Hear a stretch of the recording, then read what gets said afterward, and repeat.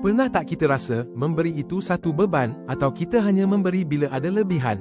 Ramai fikir pengorbanan sejati itu tentang apa yang kita hilang. Tapi adakah kita pernah merenung, ia sebenarnya lebih kepada apa yang kita sanggup lepaskan dari diri. Tuhan tak pernah minta yang kita tak mampu.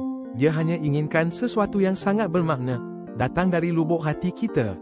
Inilah permulaan kisah tentang hati yang tulus memberi, melebihi sekadar tangan yang mengulur. Dalam kitab 2 Samuel bab 24 ayat 24, Raja Daud membuat kenyataan penuh makna. Aku tidak akan mempersembahkan korban bakaran kepada Tuhan, Allahku, yang tidak mengeluarkan belanja kepadaku.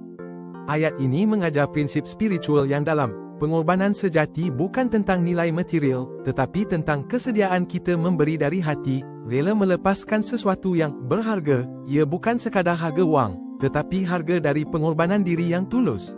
Jadi, apa yang Tuhan betul-betul inginkan daripada kita? Bukan kekayaan duniawi, tapi hati yang bersedia untuk mengasihi dan memberi tanpa mengharapkan balasan. Setiap pemberian, sekecil manapun, jika datang dari hati yang ikhlas, ia amat bernilai di mata Tuhan. Mari kita sama-sama renungkan, apakah harga yang kita sanggup bayar demi kasih-Nya? Ingatlah, Tuhan melihat hati, bukan hanya tangan yang mengulur.